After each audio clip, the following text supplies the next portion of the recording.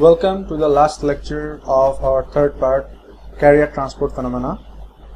In this lecture, we will conclude our discussion on carrier transport phenomena with some elaboration on our knowledge on carrier diffusion. So without any further delay, let's get started. In the last lecture, we have derived the equations of diffusion current density for both electrons and holes. In this lecture, we will consider a different type of electron concentration function. As usual, in the x direction there is the distance, and in the y-axis there is electron concentration function, which is actually a function of distance. Unlike the previous function, in this case electron concentration is actually decreasing as the x or the distance is increasing. Okay, so we already know how to determine the directions of diffusion current and the electron flux from the given equation or given graph. As electron concentration is higher in this direction or in this region compared to this region, so electron will essentially flow from this region to this region. So electrons will actually flow in the positive x direction from higher concentration to lower concentration. As you can see, the electron flux is shown with this arrow, and if the electron is flowing in positive x direction, the diffusion current must flow in the opposite direction, right? So now we know how the diffusion mechanism is working in this case. But there are some other things going on with this diffusion mechanism. Let's say when electrons are moving from high concentration region to low concentration region, these electrons which will travel from this region to this region are separated from their carrying atoms, right? So if the atoms are giving up electrons, they will become positively charged ions. So as the electrons are moving from high concentration region to low concentration region, actually we will have more and more positive charge in this region, and due to more electrons in this region, we will have negative charge, right? So this is shown here. These are the positive charges due to the leaving of electrons from the corresponding ions, and as the electrons are flowing in this direction, we will have excess negative charge in this region. The more the electrons will flow from right to left, the more charges will accumulate in this side as positive and this side as negative. And as there are charge separation in this semiconductor, it will create an electric field, right? Because there are positive charges here and negative charges here, so an electric field will be created between these two regions. The more the electrons will flow from high concentration to low concentration, the greater the value of this electric field will be. And as you can see, this electric field will in turn prevent the flow of electron from high concentration to low concentration. Why? Because if an electron is trying to flow in this direction, the positive charges will kind of attract the electron towards it, and the negative charge here will repel the electron in the opposite direction. So it will be hard for the electron to flow from this direction to this direction. So initially there were no electric fields and electrons were moving from right to left with a greater speed. But as some electrons are moving from this direction to this direction, an electric field is created due to charge separation. That electric field in turn is preventing more electrons from moving from right to left. So what is happening? Initially there is diffusion current in this direction and electrons are flowing in this direction. Due to electron flow, an electric field is created, and we know when an electric field is applied to a semiconductor, drift current takes place, and the drift current will move in this direction from positive to negative. Now you can see this drift current and this diffusion current are opposing each other. At equilibrium condition, this drift current will be equal to this diffusion current, and there will be no further movement of electrons without an external electric field. So to recapitulate, the process is something like this. Due to non-uniform doping, electrons or charge carriers will move from high concentration to low concentration region. This movement of electron will induce an electric field, which is called the induced electric field, E induced. This induced electric field will then create a drift current, and this drift current will flow in the opposite direction of the diffusion current. And initially the diffusion current is much larger than the drift current, but as the E induced is increasing, this drift current will be increasing and diffusion current will be decreasing. At equilibrium condition, drift current and diffusion current will be equal, and there will be no more flow of electrons if we don't apply any further external electric field. This is the energy band diagram for a non-uniformly doped semiconductor. You can see that EF, or the Fermi level, is fixed because at thermal equilibrium Fermi level or Fermi energy is a fixed value, so it is fixed. Now, as in this region electron concentration is higher, that's why conduction band is much closer to the Fermi level, and as the electron concentration is decreasing, you can see the gap between conduction band and Fermi level is increasing. So EC will have a slope, similarly EV will have a slope. In the high concentration region, the distance between Fermi level and valence band is understandably very high because it is an N-type semiconductor, and when the electron concentration is very less, we can see that the gap has decreased substantially, and intrinsic Fermi level is actually the half of this distance between conduction band and valence band. We want to determine the value of this induced electric field. How we can do that? We first need to determine the electric potential. We know that this EF and EFI are basically energy values, which are represented in electron volts, EV.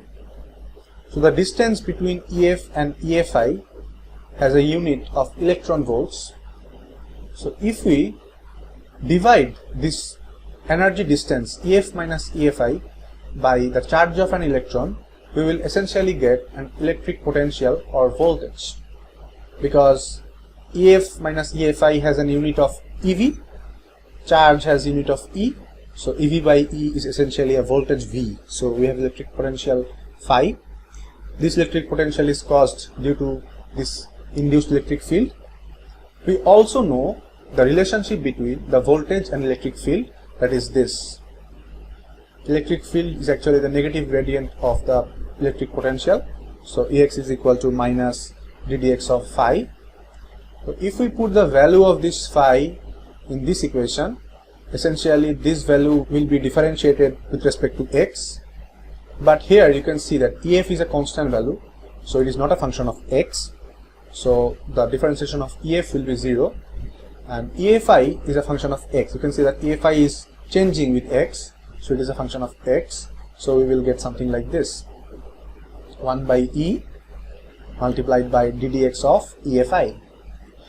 Now from our previous discussion or previous chapter, we know this equation, EF minus EFI is basically KT multiplied by ln of NO by Ni, or NO is the electron concentration in the conduction band. We have assumed that the doping concentration is very much greater than intrinsic carrier concentration.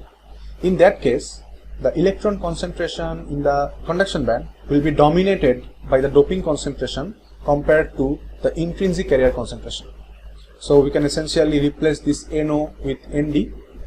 So this equation will become something like this, EFI equal to EF minus KT multiplied by ln NdX by Ni. Here NdX is the doping concentration.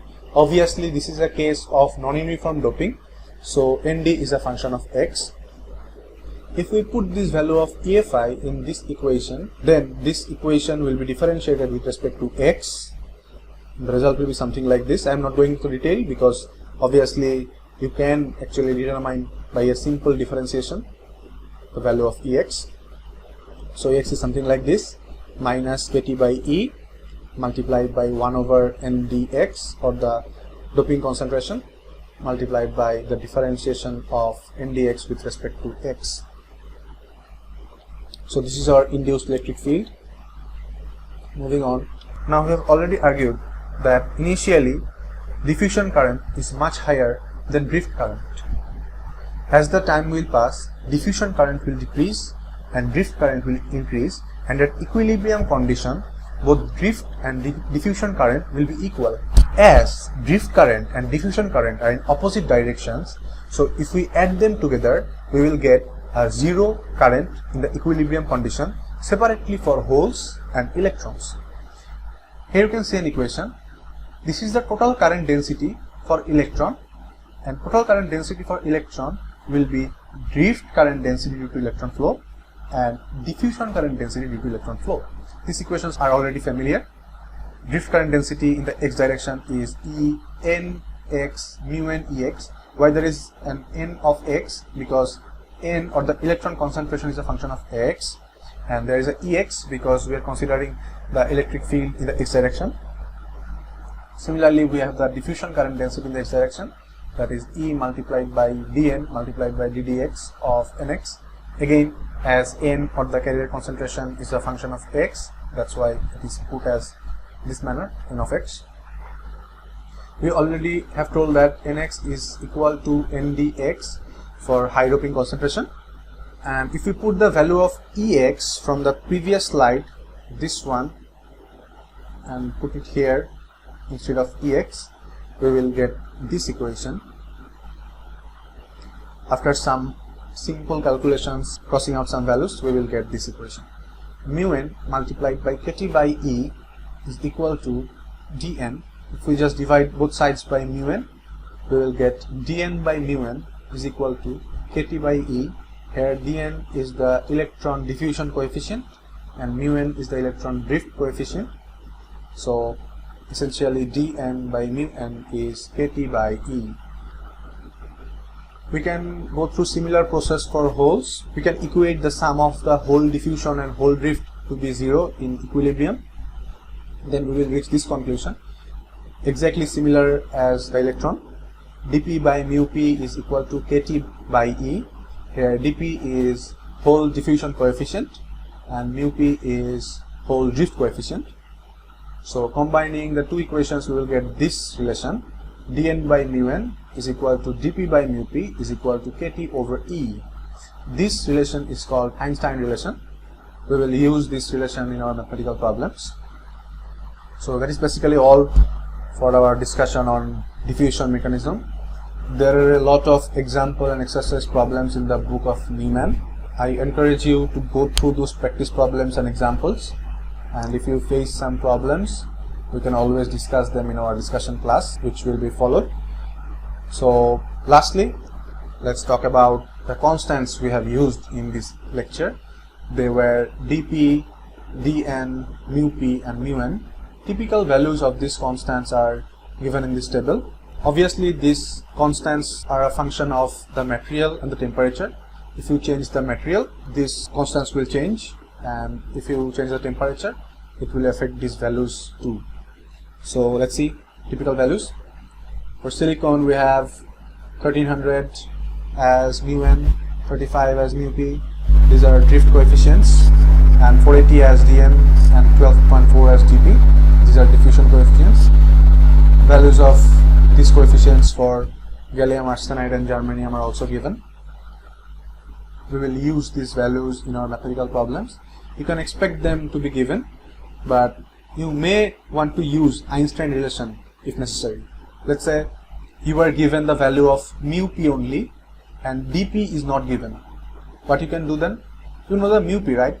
So mu p is known. K, T and E are constants. If we consider that T is a constant, T will be given in the problem, so T is not a constant. So Kt by E is a constant. You know the value of mu p, then you can easily determine the value of dp. That's the way you can use Einstein relation. So that's all. This is the end of our discussion on chapter 5. From the next lecture, we will talk about chapter 6. Thank you.